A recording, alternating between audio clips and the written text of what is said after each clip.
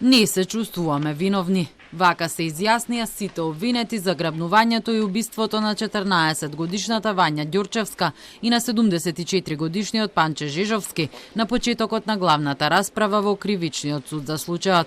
Најдолг во своето изнесување беше прво обвинетиот Љупчо Палевски Палчо, кој натаму тврди дека се работи за политичко монтиран процес. Сите докази на обвинителството се одлажен исказ на еден од обвинетите, кој сака да избегне доживотен затвор, рече Палевски, алудирајќи всушност на Владко Кешишев, кој како што пишуваше Код, е тој што прв ќе биде фатен од полицијата, ќе раскаже се и ќе ја однесе до другите обвинети. Палевски се стави во одбрана на таткото на Вања, Александар Ѓурчевски, и тврди дека воопшто не го познава и нема докази дека биле во комуникација, туку е искористен за да се направи лажен мотив. Во прилог на тоа, според Палевски, е фактот што мајката на Вања, Зорица Ѓурчевска, како што наведува и обвинителството, во банка имала само 30.000 евра, а и дупката каде било закопано девојчето е претходно ископана.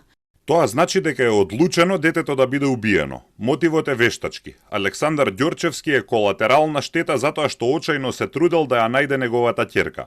Нема обид некој да бара пари од мајката, а дупката е претходно ископана. Детето е грабнато за да биде убиено, а не да се бараат пари. Неговиот адвокат Маријан Витановски прстот го впери кон другите обвинети. Владко Кешишев, Боре Видевски и Велибор Манев, за кои кажа дека обвинителството нашло траги кои ги поврзуваат со грабнувањата и убиствата. Кога беа приведени, тие признаа вина и ја однесоа полицијата до телата на жртвите. Владимир Туфекџич, адвокатот на таткото на Вања, Александар Ѓурчевски, изјави дека и во излагањето на обвинителството не се слушнало врз основа на кои докази го темели обвинението против неговиот клиент, туку тоа е паушално. Јас останувам на тоа дека Александар е жртва, тој е оштетен во оваа постапка.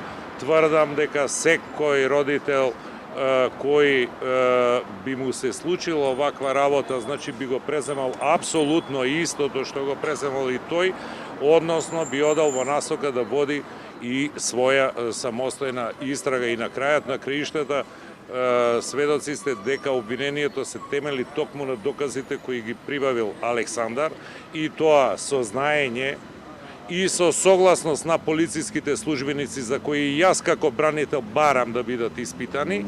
Новина беше информацијата дека Ѓурчевски станот во кој живее и оној во зградата каде беше грабната Вања, како што информираше Туфекџиш неколку месеци пред убиството, ги подарил на неговите ќерки. Ѓурчевски беше краток во излагањето пред судот. Јас умрев во 7 часот и 32 минути на 27 ноември. Тоа што остана од мене е ехо од човек. Чувствувам болка и агонија што не може да се опише со зборови. Но сепак, од друга страна, чувствувам обврска и кон вас и кон миња за целосно да се разреши оваа работа и целосно во детали со имиња и презимиња и тоа што го наведе мојот адвокат да се потврди.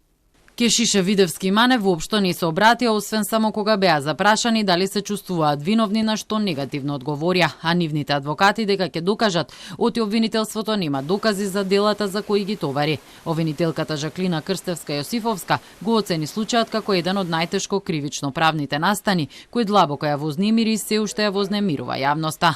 Секој од обвинетите во настаните имал своја улога преземајќи действија, детално во најмали поединости кои претходно биле договорени. Таткото на Вања дал насоки кога ќе излезе од дома и дека ќе биде сама. Таа по барање на мајката и сестрата на Вања побара јавноста целосно да биде исклучена од главната расправа поради заштита на приватниот живот и траумите кои ги доживеале, што не беше прифатено од судијата Ивица Стефановски која дели правдата во случајот. Според обвинението, Панче Жежовски бил убиен за да се искористи неговиот Цитруен во грабнувањето на Вања, а крајната цел била да се присили нејзината мајка Зорица да даде парични средства за откуп. Најпрвин сакале да ја грабнат Вања неколку дена порано, во петокот на 24 ноември, но задоцниле. Во понеделникот на 27 ноември таа е грабната кога тргнала на училиште и по 2 часа е свиропе убиена во местото наречено Дупки во атарот на селото Бразда.